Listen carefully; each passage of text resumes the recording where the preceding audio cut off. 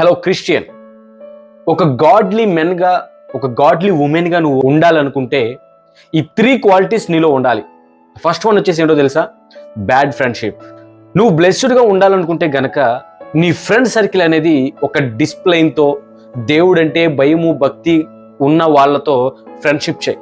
అంతేగాని లోకంలో ఇష్టానుసారంగా బ్రతికి ఇష్టం వచ్చినట్టు మాట్లాడే వాళ్ళతో ఫ్రెండ్షిప్ చేయకు. సెకండ్ వన్ వచ్చేసి, వాడెవడో తప్పు మార్గంలో వెళ్తూ తప్పు చేస్తున్నా వాడు బాగానే బ్రతుకుతున్నాడు కదా అని వాడు వెళ్ళే మార్గంలో నువ్వు వెళ్తే గనక ఆ సంతోషము ఆనందము అంతా తాత్కాలికమే, ఇట్స్ టెంపరీ. ఒక దినాన చేసిన తప్పుకు ప్రతిఫలాన్ని అనుభవించక తప్పదు. కాబట్టి నువ్వు అలాగే ఎవరో ఏదో తప్పుడు మార్గంలో వెళ్తున్నారు కదా అని వాళ్ళను అనుసరించట కంటే ప్రభువును అనుసరిస్తే గనక ఆయన సరైన మార్గంలో నిన్ను నడిపిస్తారు. థర్డ్ వన్ వచ్చేసి, మీ చుట్టూ ఉన్న వాళ్ళు వేరే వాళ్ళని ఎగతాళి చేసి వాళ్ళ మీద జోక్స్ వేసి వాటిని విని నీవు నవ్వుకుంటే నువ్వు కూడా వాళ్ళని ఎంకరేజ్ చేస్తున్నట్టే, నువ్వు కూడా అపహాసకుడివే.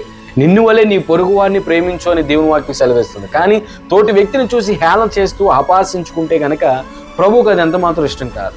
అలాంటి వారికి దూరంగా ఉంటే గనక నీవు గాడ్లీ ఉమెన్గా, గాడ్లీ మెన్గా మార్చబడతావు. ఆమేన్.